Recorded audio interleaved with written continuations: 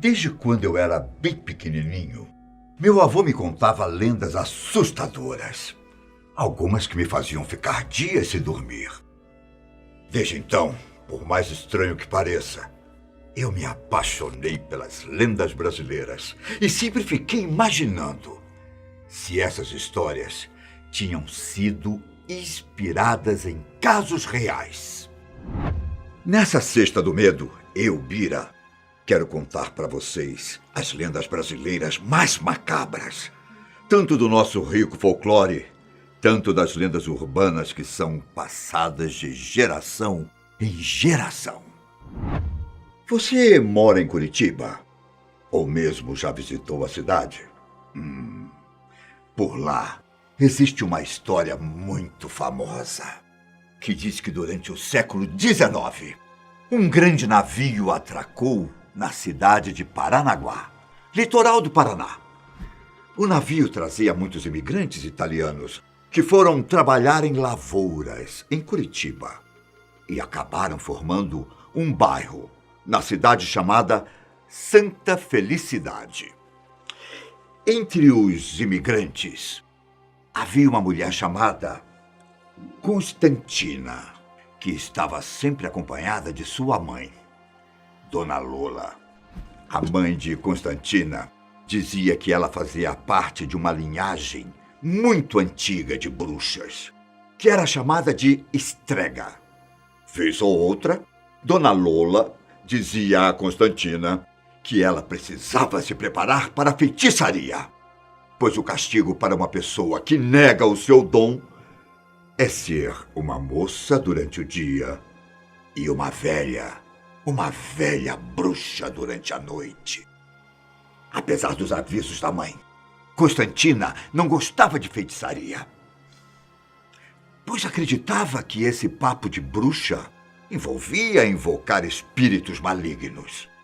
E mesmo percebendo que ela tinha vários dons estranhos, como se comunicar com mortos, ter premonições e habilidade de curar as pessoas, ela continuava negando ser uma bruxa. Mas Dona Lola era uma mãe persistente e passou a levar a filha para alguns rituais. Uma noite, Dona Lola levou sua filha até um cemitério. E segundo reza a lenda, Constantina queria arrancar alguns mortos dos seus túmulos.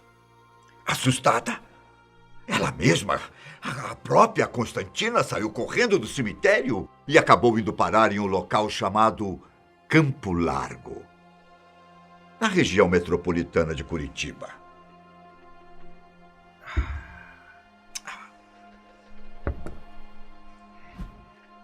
Lá, ela adentrou um bosque e avistou uma casa abandonada. Em volta dessa casa, havia algumas ervas que Constantina, por algum motivo, sentiu que tinha um poder de cura. Ela recolheu as ervas e encontrou uma mulher idosa que estava com o braço quebrado. Com orações e chá feito com as tais ervas, Constantina curou a idosa. E a história do seu feito passou a rodar entre os moradores locais. E a partir daí, muitas pessoas passavam a procurar Constantina. O problema é que quando iam na casa dela, na parte da noite, em vez de encontrar a jovem, as pessoas encontravam uma velha que sempre afirmava que Constantina tinha saído. O mais estranho é que essa senhora nunca era vista junto com Constantina. Um dia, um garotinho foi até a casa dela no final da tarde e presenciou o terrível momento em que Constantina se transformou na velha bruxa. Depois, o garotinho saiu correndo e contou a todos o que tinha presenciado. Desde então, Essa história é contada de geração em geração. Mas ninguém sabe o que realmente aconteceu com Constantina. Outra lenda regional é a do túmulo da criança afogada, na cidade de Santa Leopoldina, no Espírito Santo. Há quase um século, no cemitério Campo Santo, o túmulo de uma menina chamada Maria Gilda, que morreu em 1923, misteriosamente, se enche de água. Segundo a lenda, a menina nasceu dia 4 de setembro de 1922, mas morreu 5 meses depois, dia 19 de janeiro de 1923. O site da Prefeitura de Santa Leopoldina confirma a veracidade da história. A morte da menina. E muitas pessoas acreditam que a água encontrada no túmulo de Maria Gilda é milagrosa e tem poder de cura. Para piorar as coisas, pessoas já relataram que viram o túmulo jorrar água, mesmo em períodos de estiagem. Há pouco tempo, eu li sobre uma lenda que nunca tinha ouvido falar antes. Vocês já escutaram a história da mulher emparedada? Não? Reza a lenda que um homem chamado Jaime Favaz era dono de uma loja que funcionava no térreo de um sobrado na Rua Nova, um endereço nobre de Recife. Jaime era um homem grosseiro, muito famoso por ser rancoroso, vingativo. Um dia, ele descobriu que Clotilde, sua única filha, estava grávida de um homem chamado Leandro. Só que Leandro, sendo um galanteador, também passou a se relacionar com Josefina, mãe de Clotilde. Quando Jaime descobriu que Leandro tinha caso com sua esposa e com sua filha, ele contratou um matador de aluguel para acabar com a vida de Leandro.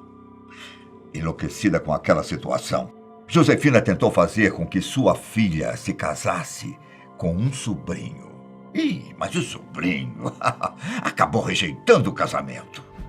Como castigo, Jaime amarrou sua filha e cobriu com lençóis brancos e a colocou em um banheiro do sobrado. Para finalizar, ele pediu para um pedreiro para que ele construísse uma parede de tijolos no lugar da porta. Jaime, então, se mudou para Portugal, onde passou 3 anos. Após voltar para Recife, Jaime foi morar em cima do sobrado, onde tinha aprisionado a filha. Só que ele passou a escutar coisas estranhas no imóvel, como gritos e gemidos. E depois passou a ter visões da filha vestida de branco. Até hoje, algumas pessoas afirmam já ter visto a aparição da moça de branco em um prédio comercial na Rua Nova. Existe uma outra lenda que surgiu recentemente, mas que eu também nunca tinha escutado, nem mesmo algo parecido antes. Era a história do ladrão de órgãos. Esse caso conta que um garotinho de 11 anos, também chamado Leandro, ganhou de Natal um joguinho virtual. A partir desse jogo, Leandro se comunicava com pessoas ao redor do mundo. E ele acabou se tornando amigo de um usuário que lhe mandou um link de um jogo que ele supostamente teria desenvolvido. Leandro, sendo um menino inocente, clicou no link. Mas, na verdade, o link era um rastreador que mostrava exatamente onde ele morava. No dia seguinte, Leandro não se lembrava do que havia acontecido. Ele acabou acordando em uma banheira cheia de gelo e com corte nas costas, ao lado de um bilhete que dizia o seguinte: ligue para o hospital, seu rim foi extraído. Muitos dizem que essa foi apenas mais uma daquelas lendas que circulam pela internet, mas eu, particularmente, acho que é algo completamente possível de acontecer. E dentro do folclore brasileiro, na sua opinião, qual é a lenda mais assustadora? Quando pequeno, eu me lembro que a lenda que eu tinha mais medo era do Saci Pererê. Talvez essa seja uma das lendas mais difundidas e mais conhecidas do Brasil. A história conta que o Saci era um menino negro, travesso, que possui apenas uma perna, usa um gorro vermelho e leva na boca um cachimbo. Além da aparência marcante, ele também é famoso por ser um menino travesso e por pregar peça nas pessoas. Uma das travessuras preferidas do Saci é atormentar os cavalos das fazendas. Uma das evidências de que ele passou por uma propriedade são os nós e tranças nas crinas dos animais. Ele também gosta de azucrinar viajantes, assobiando um som bem estridente que os atormenta e deixa incomodados por não saberem de onde e de quem vem tal som. Além disso, ele costuma derrubar os chapéus usados pelos viajantes, danificar o freio das carroças, entre outras travessuras. Ele também pode invadir as casas das pessoas para queimar a comida, ou mesmo azedá-las. Reza a lenda que, de vez em quando, o Saci cria alguns redemoinhos para levantar poeira ou espalhar as folhas de um determinado lugar. Se você quiser capturar o Saci, existe uma maneira. Dizem que se você jogar uma peneira no redemoinho, o Saci será capturado. A pessoa que conseguir capturá-lo terá de tirar seu gorro, pois assim ele vai perder seus poderes sobrenaturais.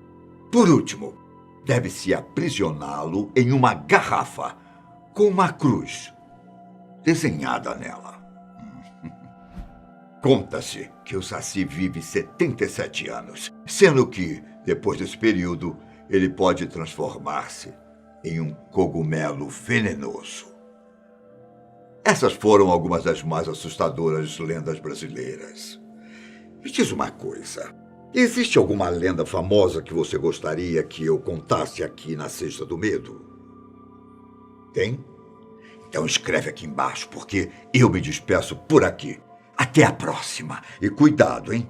Muito cuidado. Pois nem todas essas histórias são apenas lendas. Cuidado.